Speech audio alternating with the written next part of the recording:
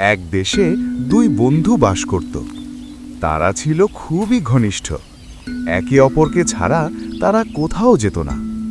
একদিন তারা দুজন মিলে দূরের এক শহরে যাওয়ার সিদ্ধান্ত নিল। পথটি ছিল গভীর জঙ্গলের মধ্য দিয়ে। যাত্রার শুরুতে তারা একে অপরকে বলল, বন্ধু, বিপদে আপদে আমরা কখনো একে অপরকে ছেড়ে যাব না।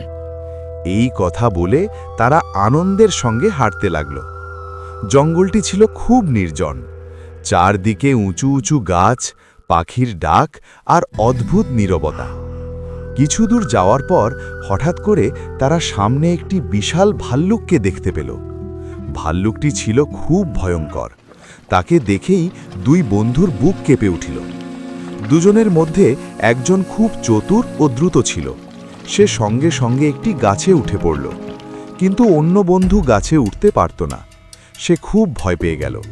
কি করবে বুঝতে না পেরে সে হঠাৎ মনে পড়ল সে কোথাও পড়েছিল যে ভাল্লুক মৃত মানুষকে স্পর্শ করে না।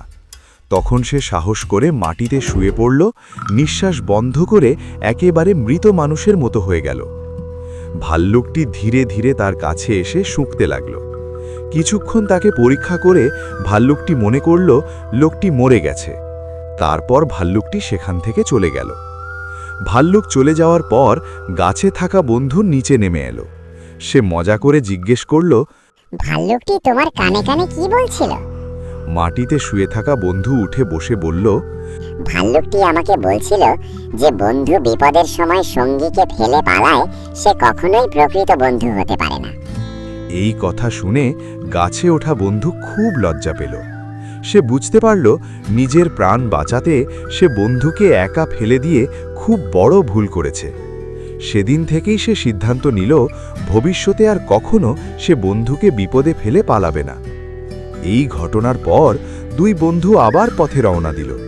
তবে তাদের বন্ধুত্ব আর আগের মতো সরল ছিল না।